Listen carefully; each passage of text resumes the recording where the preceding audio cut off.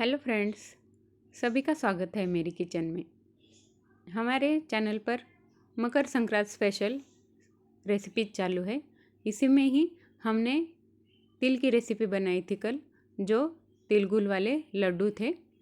तो आपने अभी तक नहीं देखा है तो प्लीज़ जाकर चेक कीजिए। और आज हम उसका ही अगला स्टेप करेंगे, मतलब जो तिल की पोली रहती है जिसे हम तेलची बोलते हैं, एकदम क्रिस्पी बनती है ये। तो इसे कैसे बनाना है तो ये जानने के लिए चलिए आज की रेसिपी को हम शुरुआत करते हैं। तो सबसे पहले तो हमें पोली बनानी है।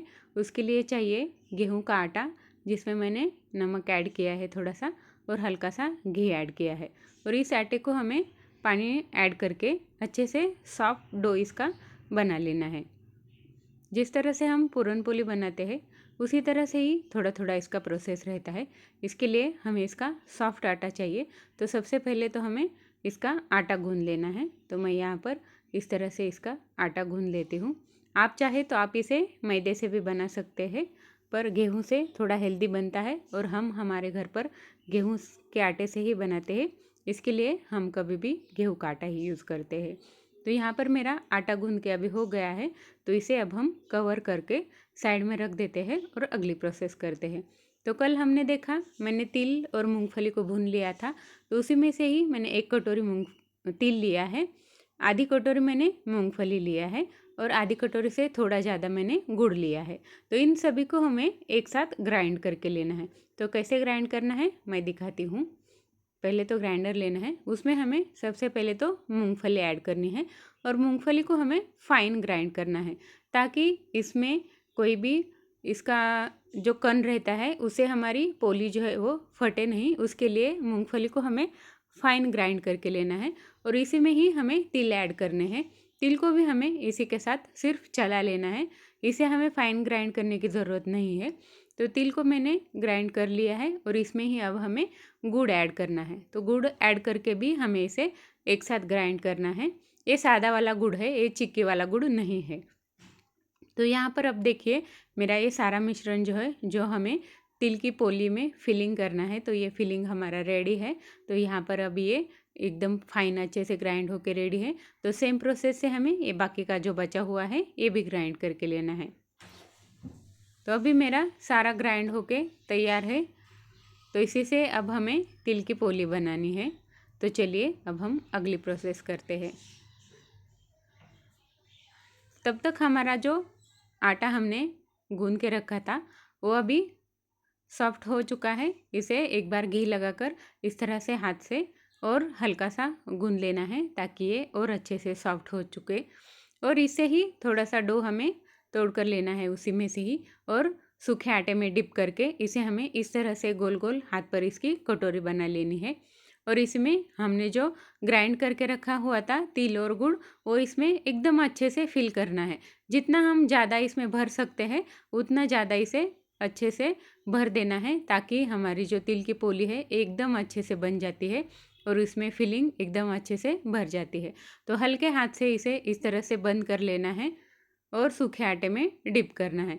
अगर आटा जो है वो हाथ में चिपकने लगे तो सूखे आटे का यूज़ हमें ज़्यादा मात्रा में करना है, ताकि हमारी जो पोली है वो फटे नहीं।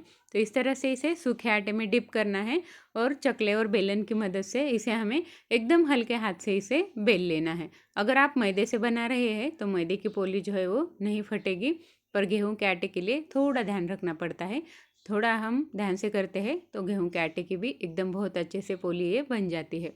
तो सूखे आटे का यूज़ हमें करना है। जब ये चिपकने लगता है बेलन में या चकले पर, तो सूखे आटे का यूज़ आप ज़्यादा मात्रा में कीजिए, इससे कोई फ़र्क नहीं पड़ता है। तो इस तरह से हल्के हाथ से हमें जितनी बड़ी चाहिए छोटी चाहिए उतनी पोली हम इसकी बना सकते हैं। इस तरह से बेल लेना है और इसके ऊपर का ये जो सूखा आटा दिख रहा है, ये या तो आप हाथ से निकालिए या तो कपड़े से आखिर में आप इसे निकाल लीजिए। इसके लिए सूखे आटे को लगाते टाइम कंजूसी नहीं करनी है। तो पैन अब हमारा गर्म हो चुका है। इस पर हमने जो बेल के रखी हुई थी पोली एकदम हल्के हाथ से उठाकर इसमें ऐड करनी है, इसके ऊपर डालनी है तवे के ऊपर, और इसे दोनों साइड से हमें मीडियम फ्लेम पर भूनना है। याद रखिए गैस का फ्लेम हमें मीडियम ही रखना है, क्योंकि हमारी पोली जो है वो हमें क्रिस्पी बनानी है। इसके लिए इसे मीडियम फ्लेम पर भूनिए। और एक बात ध्यान रखना है, इसे भूनते टाइम घी का ही यूज़ कीजिए। अगर आप घी नहीं खाते हैं तो ही आप इसके ऊपर ऑयल लगा लीजिए, नहीं तो इसे भूनने के लिए आप घी का यूज़ कीजिए। घी में ये और क्रिस्पी बनती है और टेस्टी बनती है। इसके लिए प्लीज़ आप घी खाते हैं तो घी का ही यूज़ कीजिए। मैंने भी यहाँ पर घी का ही यूज़ किया है। इस तरह से इसे दोनों साइड से घी लगा लिया है मैंने, और इसे दोनों साइड से टर्न करते हुए अच्छे से क्रिस्पी हमें इसे सेक लेना है। जब तक हम एक सेक रहे हैं तब तक हमें दूसरी बेलकर तैयार करनी है। आपको अगर इस तरह से नहीं आता है तो आप बाद में भी इसे बना सकते हैं। तो देखिए अभी ये गरम है, ये जब ठंडी हो जाएगी तो एकदम बिल्कुल क्रिस्पी हो जाएगी। तो सेम प्रोसेस से हमें दूसरी वाली जो तिल पोली है वो भी बना लेनी है। आपको अगर हाथ से इस तरह से इसकी कटोरी बनाने के लिए नहीं आती है तो आप इसे बेल कर भी बना सकते हैं। छोटी से पूरी जैसा पहले इसे बेल लीजिए, और उसके बाद में हाथ के ऊपर लेकर इस तरह से इसमें जो हमारा तिलकुट बोलते हैं इसे, ये इसमें फिल कर दीजिए। तो सूखे आटे में डिप करना है, और सेम प्रोसेस है, हमें एकदम हल्के हाथ से इसे बेल लेना है। और सूखा आटा भी आप बहुत सारा लगाइए, क्योंकि हमारी पोली जो है वो चकले के ऊपर चिपकनी नहीं चाहिए। तो सेम प्रोसेस से मैंने इसे बना लिया है, और भूनते टाइम भी हमें इसे मीडियम फ्लेम पे ही भूनना है, क्योंकि हमें इसे क्रिस्पी बनाना है। इसे हर कोई पसंद करेगा। आपने अभी तक नहीं बनाई है तो ज़रूर बना कर देखिए, एकदम इजी और सिंपल है।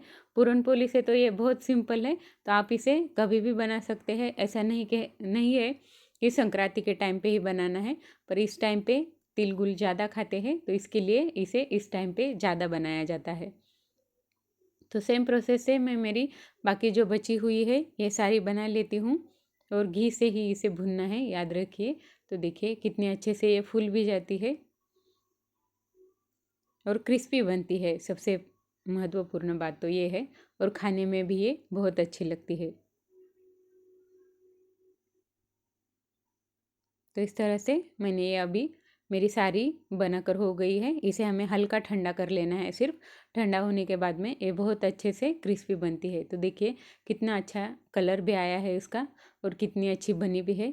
तो यहाँ पर मेरी अभी सारी जो तिल पोली है वो बनाकर रेडी है। तो मैंने इसे इस तरह से सर्व किया है। आप इसे गर्मा गर्म खाइए, ठंडा करके खाइए, ये बहुत अच्छी लगती है।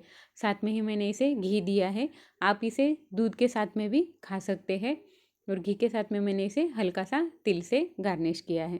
तो आज की हमारी तिल पोली की जो रेसिपी है एकदम सिंपल और इजी, ये बनकर तैयार है। तो आज की रेसिपी आपको कैसी लगी वो मुझे कमेंट ज़रूर कीजिए। कल का वीडियो आपने अभी तक नहीं देखा है, तिल गुल वाले लड्डू वाला अभी तक नहीं देखा है तो प्लीज़ जाकर देख लीजिए। अगर आपको मेरी रेसिपीज़ पसंद आती है तो चैनल को सब्सक्राइब कीजिए, और उसके साथ में ही वीडियो को लाइक भी कीजिए।